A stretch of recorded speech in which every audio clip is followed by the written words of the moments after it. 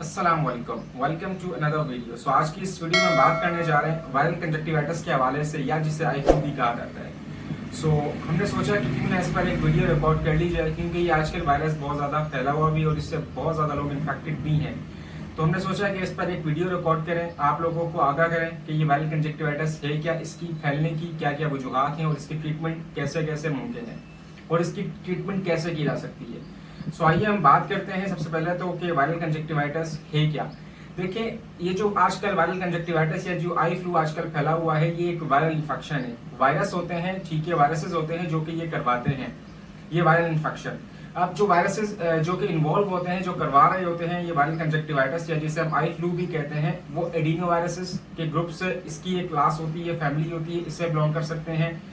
Adeno viruses हैं, herpes simplex viruses हैं और इंडीरो वायरसेस की फैमिली। इनसे कुछ वायरसेस होते हैं जो कि वायरल कंजक्टिवाइटिस करवाने में इन्वॉल्व होते हैं। और जब वायरल कंजक्टिवाइटिस हो जाता है तो इसके जो सिम्टम्स होते हैं वो ये होता है कि एक तो वाटरी आइज होती है, हमारी आंखों से पानी बहुत ज्यादा बहता है। दूसरा, रेडनेस होती है, हमारी आंखों में हमारी आंखें रेड हो जाती हैं। और इसके साथ साथ इन्फ्लेमेशन होती है जिसके नतीजे में पेन भी होता है।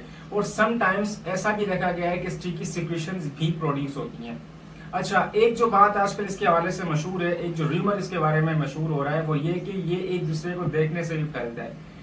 माना कि ये एक कंटेजियस डिजीज है, लेकिन कभी भी कोई डिजीज एक दूसरे को देखने से नहीं फैलती जब तक कि उसका कोई डायरेक्ट कांटेक्ट ना हो जाए।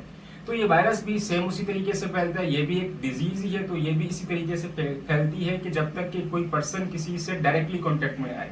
अब कांटेक्ट कैसे कैसे पॉसिबल है? सपोज कर लें कि आप किसी ऐसे बंदे के साथ रह रहे हैं जिसको वायरल कंजक्टिवाइटिस है और आप उसकी किसी ऐसी चीज को यूज करते हैं, सपोज कि आप उसका टॉवल को यूज करते हैं, वो अपना टॉवल अपने मुंह पे भी यूज करता है, तो वो टॉवल जो यूज कर रहा है उसकी सिक्रेशंस उस टॉवल को लगी और वही टॉवल आपने भी यूज किया, तो आपको भी वो वायरस हो सकता है, क्योंकि आपका उसका डायरेक्ट कांटेक्ट हुआ आपकी आइज का उस टॉवल के साथ। या आपने किसी ऐसे इन्फेक्टेड बंदे से हाथ लगाया, हाथ वगैरह मिलाया, आपने हैंडशेक किया कि जिस बंदे ने अपनी आंखों को टच किया और उसको वायरल कंजक्टिवाइटिस था, और फिर आपने भी बगैर हैंड वॉश की और आपने भी वही हाथ गलती से अपनी आंखों को लगा लिया, तो इस तरीके से वायरस फैल सकता है। बाकी एक दूसरे को देखने से ये वायरस बिल्कुल नहीं फैलता है। ये सारे र्यूमर्स हैं इस वायरस के हवाले से, इस डिजीज के हवाले से।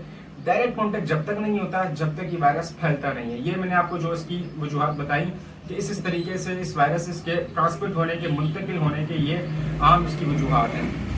तीसरा जो मैं वजूहत समझता हूँ वो फीमेल के अंदर अगर हम बात करें स्पेसिफिकली, वो फीमेल जो कि सैलून जाती हैं, जो कि ब्यूटी पार्लर जाती हैं, वो जो मेकअप करवाती हैं अपनी आई का, अपनी आईलिड्स का, तो उनके लिए जो ब्रशेस इस्तेमाल किए जाते हैं, वो जो यूज करती हैं ब्रशेस अपने आईलिड्स के मेकअप के लिए, तो वो ब्रशेस भी उन फीमेल्स के अंदर जो कि सैलून जाती हैं, जो कि ब्यूटी पार्लर जाती हैं, उनके अंदर वायरल कंजक्टिवाइटिस के फैलने का एक सोर्स बन सकता है, एक सोर्स हो सकता है। तो थोड़ा ये भी एक हमने कहा कि डिस्कस किया जाए लोगों के साथ कि ये भी एक सोर्स है, लेकिन फीमेल्स के अंदर। सो ये तो इसकी फैलने की वजूहत थी कि ये हमने कहा कि ये कंटेजियस डिजीज है, तो ये इस तरीके से मुंतकिल हो रही है एक दूसरे से, एक बंदे से दूसरे बंदे के अंदर।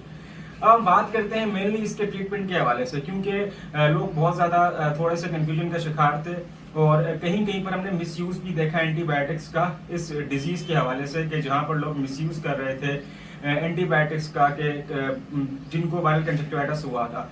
तो हमने सोचा कि क्यों ना इसके हवाले में इसके हवाले से ब्रीफ आपको एक थोड़ा सा मेडिसिन के बारे में बता दिया जाए।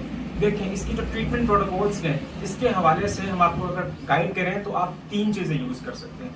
इसकी ट्रीटमेंट प्रोटोकॉल्स के लिए 3 चीजें हैं। एक तो आप एंटीहिस्टामिन्स लेंगे, एंटीहिस्टामिन्स के अंदर आप रिजिक्स ले सकते हैं, आप ज़ाइटेक ले सकते हैं, आप दोनों में से कोई एक भी टेबलेट आप ले लें, ठीक है। एंटीहिस्टामिन्स मैं आपको क्यों कह रहा हूँ? देखिए, हिस्टामिन एक फैक्टर है हमारे पास, बॉडी के अंदर एक फैक्टर होता है जो कि रिस्पॉन्सिबल होता है इन्फ्लेमेशन के लिए, और कंजक्टिवाइटिस दरअसल आंखों की इन्फ्लेमेशन है, तो हमने इन्फ्लेमेशन को रोकना है। हम इन्फ्लेमेशन को रोकने के लिए एंटीहिस्टामिन्स ले रहे हैं। ये इसका पूरा मैकेनिज्म ऑफ एक्शन है जो कि मैंने आपको आसान लफ्जों में आपके सामने एक्सप्लेन किया। दूसरा आप क्या कर सकते हैं? दूसरा आप ले लें के साथ में एनसेड्स लेने, जिनको बहुत ज्यादा पेन हो रहा है, डिस्कम्फर्ट हो रहा है, वो साथ में एनसेड्स यूज कर सकते हैं। एनसेड्स के अंदर आप ब्रोफिन ले लें, आप पैरासिटामोल जो कि पैराडोल के नाम से अवेलेबल होती है, आप उनमें से कोई एक टैबलेट यूज कर सकते हैं। तीसरा जो मोस्ट कॉमन जो मैंने सोशल मीडिया के ऊपर देखा और जिसके बारे में बहुत ज़्यादा लोग डिस्कस भी करते मुझे नजर आए, वो ये कि मेथाक्लोर ड्रॉप्स के बारे में लोग डिस्कस कर रहे थे। ये डॉक्टर्स कह रहे थे कि प्रिस्क्राइब कर रहे हैं और ये लोगों को यूज़ करने का कहा जा रहा है इस डिजीज़ के हवाले से। तो बिल्कुल मेथाक्लोर ड्रॉप्स जो है उसके अंदर दो चीज़ें हैं। एक तो आपका है डेक्सामेथासोन, ये कोर्टिकोस्टेरॉइड है, एक स्टेरॉइड है। देखिए कोर्टिकोस्टेरॉइड के बहुत सारे फंक्शंस होते हैं। एक फंक्शन इसका ये भी होता है कि ये इन्फ्लेमेशन को कम करता है। मैंने आपको पहले भी डिस्कस किया कि वायरल कंजक्टिवाइटिस एक इन्फ्लेमेटरी डिजीज है, इन्फ्लेमेशन है ना, तो हमने इन्फ्लेमेशन को कम करना है। तो हम क्या करेंगे, हम मेथाक्लोर ड्रॉप्स लेंगे। इसके अंदर डेक्सामेथासोन है, एक कोर्टिकोस्टेरॉइड है, और साथ में इसके अंदर क्लोरामफेनिकोल भी है। क्लोरामफेनिकोल एक एंटीबायोटिक है। तो क्योंकि वायरल इन्फेक्शन है तो देयर आर चांसेस के आने वाले वक्तों में क्या पता कोई बैक्टीरिया भी इन्फेक्ट कर जाए, क्योंकि हम जब इस डिजीज से गुजर रहे होंगे तो क्या पता कोई बैक्टीरिया भी इन्फेक्ट कर सकता है, तो उसमें एंटीबायोटिक भी एडिशनली मौजूद है। तो एक्स्ट्रा कोई बाहर से एंटीबायोटिक्स लेने की ज़रूरत नहीं है। ये मैं इसलिए बता रहा हूँ एक्स्ट्रा एंटीबायोटिक्स, क्योंकि कहीं जगह मैंने खुद ने ये चीज़ ऑब्जर्व की कि लोग एक्स्ट्रा एंटीबायोटिक्स ले रहे थे, बाहर से एंटीबायोटिक्स ले रहे थे मुख्तलिफ किस्म की। तो कोई एंटीबायोटिक लेने की ज़रूरत नहीं है। आप ये जो आई ड्रॉप ले रहे हैं ये आपको लोकल एक्शन प्रोवाइड कर रहे हैं। और ये जो वायरल कंजक्टिवाइटिस है या जो आई फ्लू है, ये लोकल आपको लोकलाइज एरिया के ऊपर इन्फेक्शन है। तो इसको लोकल एक्शन को आप इसको ख़त्म करने के लिए आप जो ड्रॉप ले रहे हैं वो आपको लोकल एक्शन प्रोवाइड कर रहे हैं। एक्सेस में एक्स्ट्रा एंटीबायोटिक्स लेने की आपको कोई नीड नहीं है।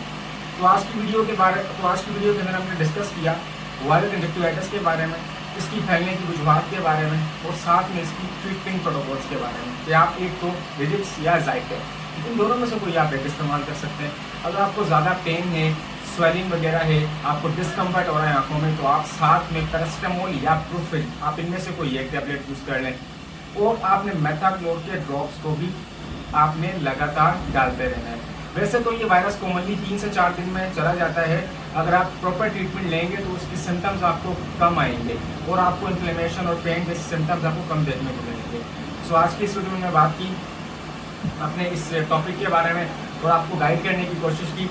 अगर आपको मेरी वीडियो इन्फॉर्मेटिव लगी, आपको पसंद आई है, तो अपने रिश्तेदारों के साथ, अपने फ्रेंड्स के साथ, अपने फैमिली सर्कल्स के साथ आप उनके साथ शेयर कीजिएगा, ताकि हम इस आगाही को फैलाने ज़्यादा से ज़्यादा हम इसको स्प्रेड कर सकें। सो मिलते हैं आपसे अपनी नेक्स्ट वीडियो में किसी नए टॉपिक के साथ। तब तक के लिए अल्लाह हाफ़िज़, साइनिंग ऑफ अब्दुल वहाब।